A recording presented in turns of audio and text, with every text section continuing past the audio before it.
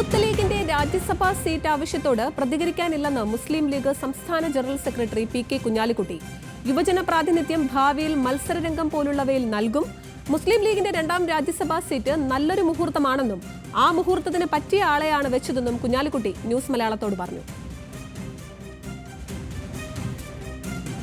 മുസ്ലിം ലീഗിന് അതിൻ്റെ ചരിത്രത്തിലെ രണ്ടാമത്തെ രാജ്യസഭാ MP സ്ഥാനത്തേക്ക് ഇന്ന് നാമനിർദ്ദേശ പത്രിക സമർപ്പിക്കാൻ ഏതാനും നിമിഷങ്ങൾ മാത്രമേ ബാക്കിയുള്ളൂ. നമ്മോടൊപ്പം പ്രതിപക്ഷ നേതൃസ്ഥാന നിരയിൽ തന്നെ രണ്ടാമനായ പി.കെ. കുഞ്ഞാലിക്കുട്ടിയുണ്ട്. അദ്ദേഹത്തോട് തന്നെ ചോദിക്കാം.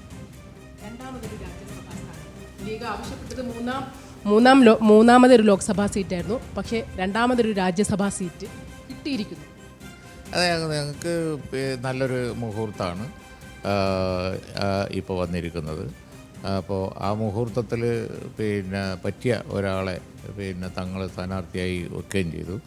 രാജ്യസഭയിലും അതുപോലെ തന്നെ സുപ്രീം കോടതിയിലും രാജ്യതലസ്ഥാനത്തുമൊക്കെ വളരെയധികം കാര്യങ്ങൾ നിർവഹിക്കാൻ പറ്റുന്ന ഒരാൾ എന്നാണ് തങ്ങൾ ഈ നിയോഗത്തെക്കുറിച്ച് പറഞ്ഞത്. അത് കറക്റ്റാണ്. ലീഗിൻ്റെ പൗരത്വ നിയമം ഉൾപ്പെടെ ഒരുപാട് കാര്യങ്ങൾ സുപ്രീം കോടതിയിൽ കൈകാര്യം ചെയ്യുന്ന സീനിയർ അഡ്വക്കേറ്റാണ്. ആ നിലയിലൊക്കെ ലീഗിന് രണ്ടാമത് കിട്ടിയ രാജ്യസഭാ സീറ്റ് തീർച്ചയായും രാജ്യത്തിനും ഭരണഘടനക്കും മതേതരത്വത്തിനുമൊക്കെ പ്രയോജനം ചെയ്യുന്ന രീതിയിൽ ഉപയോഗിക്കാൻ പറ്റും എന്നൊക്കെ.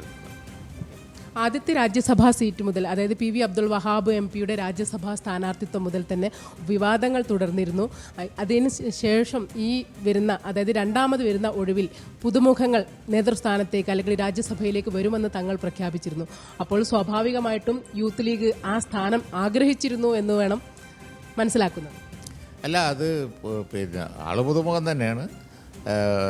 യൂത്ത് പ്രാതിനിധ്യത്തെക്കുറിച്ച് തങ്ങൾ ഇന്ന് പത്രസമ്മേളനത്തിൽ പറഞ്ഞിട്ടുണ്ട്. അത് ക്ലാരിറ്റി ഉള്ളതാണ്.